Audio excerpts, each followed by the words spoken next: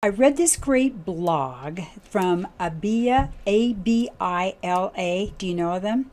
And anyhow, they came up with some ideas that they thought would be perfect for 2018. They said, this year, instead of predicting exactly what nonprofits will do in 2018, they said, we're going to take a little different approach and we're going to forecast the trends that nonprofits should be focusing on. Hey, that sounds good.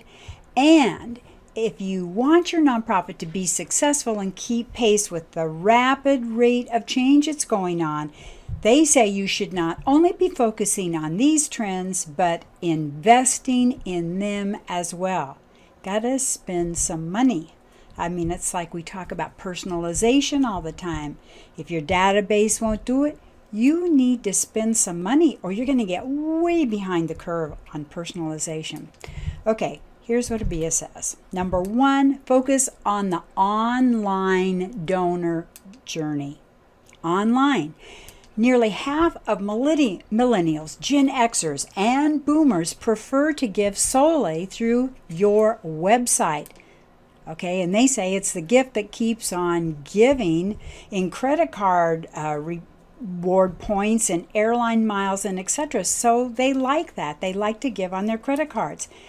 And because millennials and Gen Xers will eventually overtake baby boomers as the largest givers, it's in your best interest to get ahead of this shift. So you need to be focusing on your online donor journey. They ask, have you walked through the entire journey yourself to see if it's easy, engaging, and intuitive? And you should do that at least once a week. I really do think. Look for glitches. So if you have and you discover that it's less than optimal or has a glitch, you need to make improvements now. Make improvements immediately if there's a glitch. To ensure that your online donors have a positive experience, you can start by reducing the number of necessary clicks to donate. Keep your donation form short. Provide suggested giving amounts so your donors can simply check a box, and show the impact of each of those donation levels. Okay, got that? All right. Now they suggest number two, what you should be doing in 2018 is find alternative income streams. They say, regardless of how you've earned revenue in the past, you need to find new ways to do so moving forward.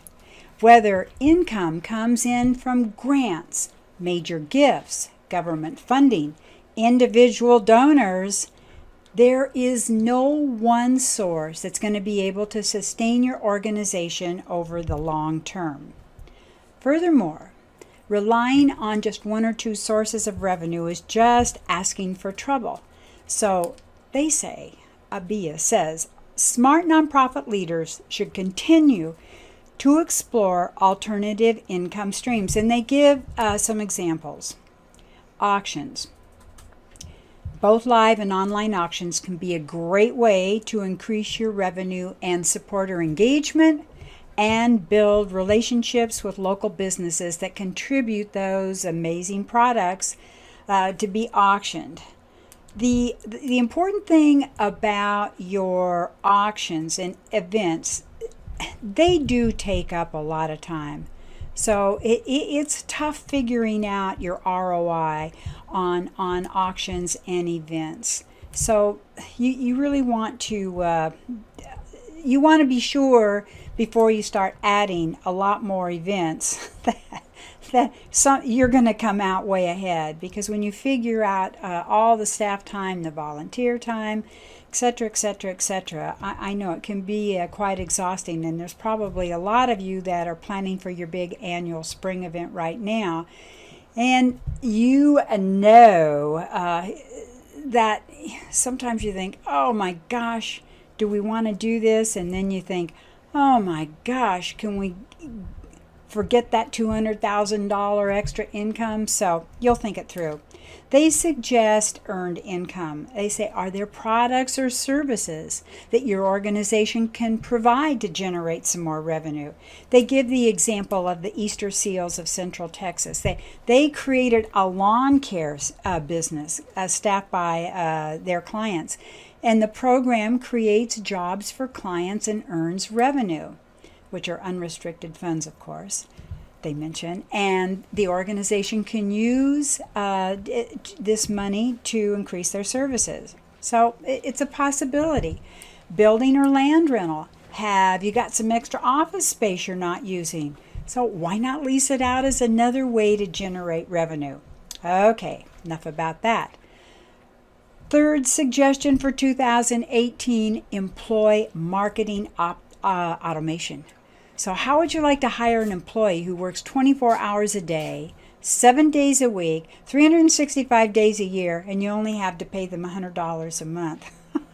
Well, we all know that would be illegal and impossible, but there are tools available that can accomplish this around-the-clock marketing work, and it's called marketing automation.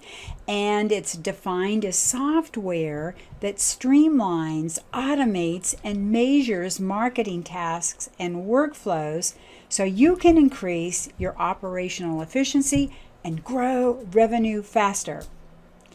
In simpler terms, it's the ability to automatically send emails and communications based on an individual's actions. For example, when supporters sign up for your email list, the system can automatically send them a series of up to 7 emails over the course of 3 weeks to introduce them to your organization, educate them on the impact you're making in the community, and encourage them to take actions to develop a deeper relationship, all without you having to remember to do a thing. This is really why you need to be thinking of budgeting more money for this type of market automation, because there are a lot of nonprofits, 1.6 million nonprofits right now, and a lot of us are going after a lot of the same dollars. So you really have to be ahead of these trends in personalization and this wonderful new welcome packet that you have all put together that automatically goes out to the new donors, or a system set up that automatically keeps all your monthly donors feeling like they're cared about and sending out sweet little stories of what's happening. You can use it in a million different ways. So think about either purchasing or definitely utilizing market automation, because this way you're going to be able to create personalized, unique, and segmented communications that are definitely going to drive better engagement, more donors, increase your donation, increase volunteers, and without you spending hours and hours every week doing so. Okay, fourthly, they say that in 2018, you really need to embrace, give it a big hug, responsive website design. So, yeah, you've probably heard for years that your website should be mobile friendly, but now that we've reached the point at which your website must be mobile friendly, there's no more time to wait or excuses to make. And if your website doesn't look great on all devices, the computers, the tablets, the smartphones, etc., you are losing money, period. End of story. More than 3/4 of Americans own smartphones, and just about half also own a tablet, or an e-reader. And they all own tables too. So we are now a multi-device, multi-channel population. And if you're not catering to this population, you're going to be left behind. And furthermore, if your website doesn't look good on your mobile device, on your phone, Google won't show you in the results if someone searches from a mobile device. Did you hear that? Wow. It's like your site doesn't even exist. The single best way to address this is through responsive design, meaning that your website adjusts dynamically to the size of the device viewing it. So whether that's a tablet, phone, monitor, or smartwatch, or whatever new device gets invented next month, your site's going to look good. So go check your website right now on your mobile phone. If it doesn't look amazing, then you need to work with your web team to ensure that it does. Okay, the fifth thing that Abila says to do in 2018 is tighten your website security. Boy, that's really true. That is so true. So when is the last time you thought about the security of your website? If it's been a while or you never have, then you better pay attention because your donors in Google are sure thinking about it. Google has stated that the number of hacked websites rose 32% last year in 2017, and just about every one of them has been a victim of major security breaches. Yeah, and then a lot of them have to pay a blackmail money to get their site back.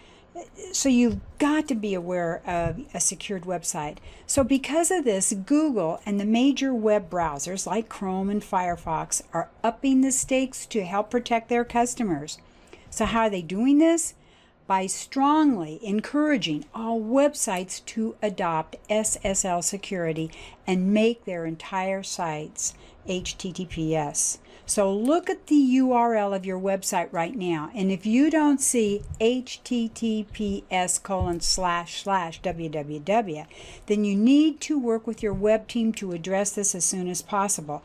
It's not difficult. I've done it for my two websites, joyolsengroup.com and BlockBusterFundraising.com. And if you come to my sites, you can make sure they're secured. So if your website doesn't currently use an SSL certificate and display the https:// in the address bar, web browsers will tell visitors your connection to this site is not secure. And that sounds very scary in today's day and age. Okay, so in addition to this, all of this, Google may start ranking websites lower if they're not HTTPS. The last thing Google wants to do is to send a visitor to an unsecure site and cause them to get a virus or malware, right? So make sure you tighten up the security on your website right now. Go check right after we finish. And sixth, and one of the most fun and exciting things you can do in 2018, show impact with video. One of the most important things you can do for your donors, your supporters, is show them the impact of their donations.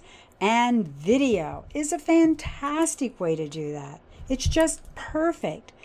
Charity Water does an amazing job of this. Check them out.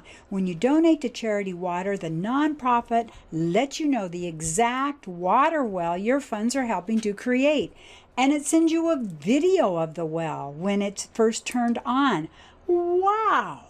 Imagine actually seeing your money being turned into fresh water for an entire village. Well, that's impactful. That's a great idea. Copy it. Do something like that. It's fabulous. Remember, your videos don't have to be expensive or highly produced. I think, in fact, on Facebook, people like more real-looking videos. Those are the ones that go viral. A smartphone can sometimes tell the story in a more real and genuine way, as long as there's a story and donors can see the impact of their donations. They can see what their dollars have done. It's really as simple as that. Okay, seventh idea for 2017 is, I say, prepare now for Generation Z. Seems like all anyone wants to talk about these days are millennials. But Abila points out there's a new generation coming of age and entering the workforce, and it's called Generation Z. This generation, with the oldest in their early 20s, the youngsters, They share many characteristics with the millennials. They're concerned with social good and philanthropy. They're highly tech savvy, and they prefer working in groups. However, in many cases, they're extreme versions of millennials, as they're the first generation truly born in today's digital lifestyle.